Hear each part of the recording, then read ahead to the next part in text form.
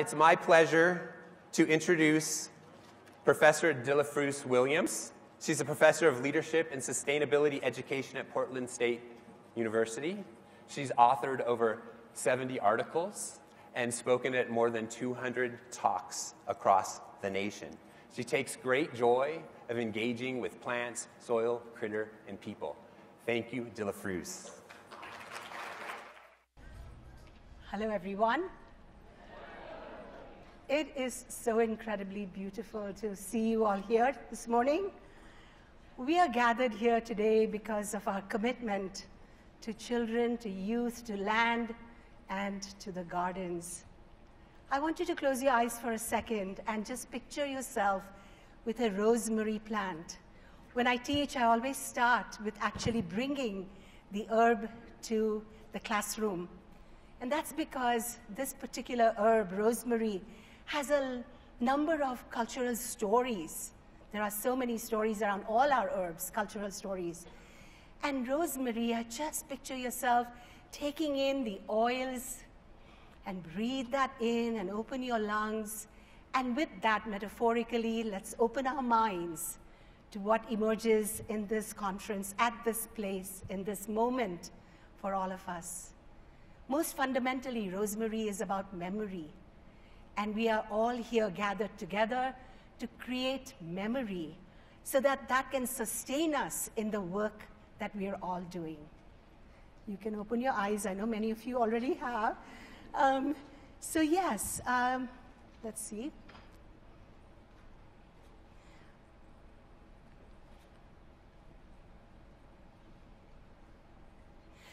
So let me begin with my story. In the early years of my teaching, I came across and was inspired by feminist, poet, and social justice scholar Adrienne Rich. Her poem, Dreams Before Waking, it's rather long, addresses despair. And here is the final stanza, and I'm going to read part of that stanza to you. She writes, "What would it mean to live in a city whose people were changing each other's despair into hope? You yourself must change it. Though your life felt arduous, new, and unmapped and strange, what would it mean to stand on the first page of the end of despair? And what is there not to despair these days with climate issues, with racial and economic and social injustices that we see, with violence day in and day out, health-related issues, especially pandemic, right? However, these two lines, the last two lines, what would it mean to stand on the first page of the end of despair? That has moved me and stayed with me for a couple of decades now. And every time I feel despair, or I feel like the problems are too enormous for me, I come back to the sentence, what would it mean to stand on the first page of the end of despair? And we are all here to collectively fight that, to collectively address that. You see in the circle to the right, where is what happened to my, there. Gardens, G-A-R-D-E-N-S, at the tip of the heptagram. Environmental educator David Orr reminds us that hope is a verb with its sleeves rolled up. So hope is about action. In my observations and interviews of students in school gardens, I have found that hope is also about agency, what we are capable of, right? What we do, and we see what we are capable of. And action and agency are interlinked. So let us go on a photo journey of school gardens with children and youth as we envision regenerative hope. You can see the incredible attentiveness of students of vast diversity in various school gardens across the country that I have visited and so have my students doing their thesis and projects. These photos communicate deep engagement with life in the garden. So yes, we garden, but we are also pensive, we are mindful, attentive, and and we connect with soil as we work through what is our life-giving source, gardens. Living soil is an exquisite entry point for connections, for explorations, and relationships. Soil is the living skin of the earth. We need to resurface soil literally by depaving concrete, right? And metaphorically.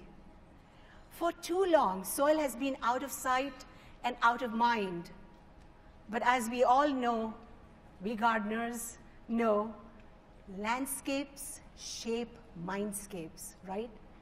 What we see and what we experience also enables what we think about and care about. So resurfacing soil is absolutely essential. Now, in my co-authored book with Jonathan Brown, Learning Gardens and Sustainability Education, Bringing Life to Schools and Schools to Life, we have developed pedagogical principles with the acronym GARDENS, G-A-R-D-E-N-S, as you see. And I'll take you just in a split second through a photo essay through the pedagogical principles so that we can see how hope emerges as we, as educators, administrators, work together in community to explore this wonderful, marvelous enterprise that we are engaged in. Groundedness, G, groundedness in place. So cultivating a sense of place is absolutely critical to this work. Sociologist Anthony Giddens talks about how we are more connected in space than in place. So when you go to a restaurant, you see people sitting opposite each other, but they are at their smartphones, you know, talking to someone else or wanting to know what's happening somewhere else in space, right? And what we need to do is to come back to being positioned and place-based. This point is very critical because when we are connected to place, we care about where we live, where we are. We care about the soil and the roots and so on. Kids can identify 100 corporate logos, but they are incapable of telling you what the tree is in their schoolyard. We are here to change that, right? We want to change that. We want to, it is a huge competition to get that attention, but we are here to do that. So here we are, place. And as kids get connected to soil, they become fostering. So the A is fostering awe, curiosity, and wonder, and we know this. Children have hundreds of questions, right? Cultural critic Neil Postman says, why is it that children, when they enter kindergarten, come in with questions, and then when they leave school at the end of school, in high school, they leave with a period? We've got to ask that question ourselves. So anyway, children have infinite questions that gardens invite. I want to share with you just what else goes on within the classroom as kids bring back the garden into the class. And that give and take, back and forth, is really important. It's not that we do something in the garden and then there is something happening in the classroom, right? How we integrate that is what is really important, and much of my work has really been about that. So here are two poems on beat by 4th graders. As I walked into a classroom, a school one day, I saw a mural with kids having written about their root vegetables that they had harvested from the garden outside their classroom. So the art teacher and the regular teacher worked together to do this beautiful writing that you see here with the kids. So the kids wrote the haiku. Beet squashy, bursting with blood, red dye everywhere, smells like buckets of dirt. Over-sugared, makes me gag. And another child, I mean, it's so beautiful. It's earth trapped in a bottle, the wet plain taste melting on my tongue. 4th graders. So where does poetry end and science begin? Yes, we've got to value both in children. The emotions, that emotive experience, is also to be cherished. So there it is, the artwork with the art teacher. Okay, rhythm and scale. R stands for rhythm. Given our fast-paced life, gardens teach us to discover the true rhythms and human scale, right? Everything is large scale, mergers, for efficiency. We want to get back to the actual understanding of, life in the garden teaches us about patterns, relationships, and the scale is important to understand.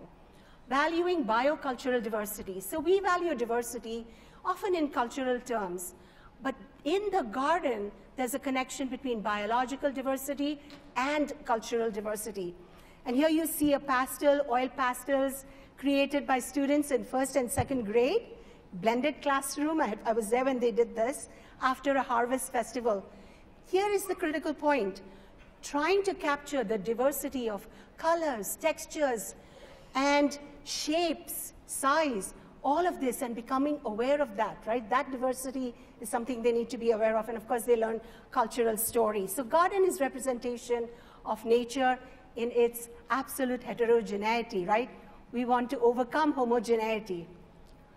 Embracing practical experience, we all know that. We are all involved in gardens because of the hands-on bodily engagement with the gardens, right?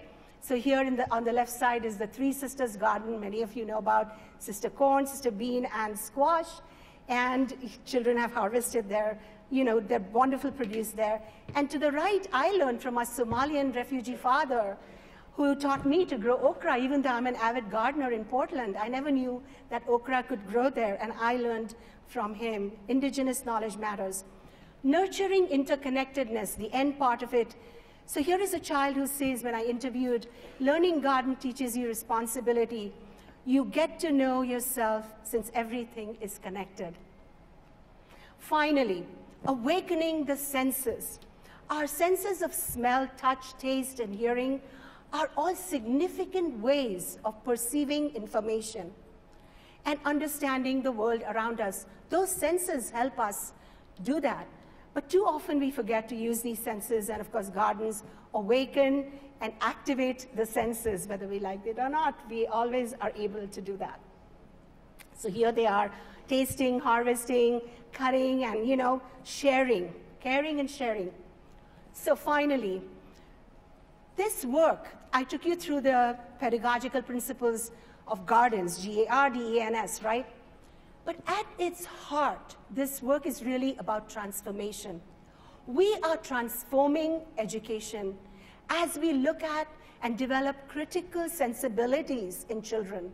It isn't just about going out there and growing and then, harvesting and coming back into there is so much more that happens.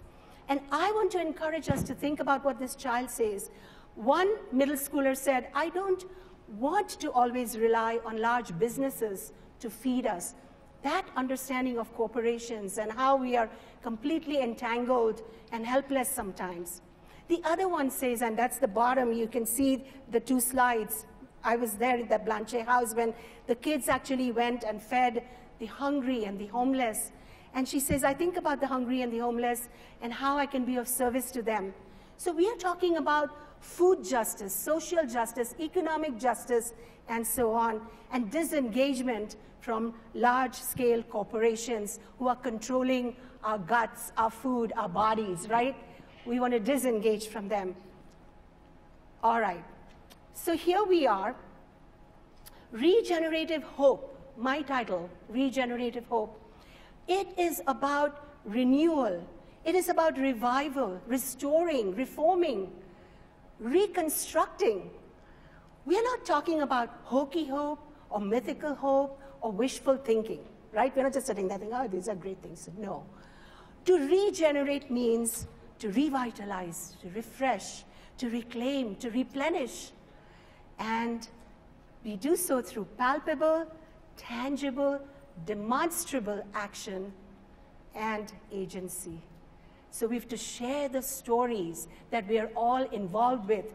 There is power in that, okay? And just as importantly, we have to do this with others. So there has to be this collective sense of what we are about as we are doing here today, this moment is really important. The new frontier of pedagogy is not in the gaze of stars or distant planets. Are you listening, the billionaires who are vying to go into space? The next frontier is right beneath our feet. It's underneath our feet. It is in our gardens. Do you agree?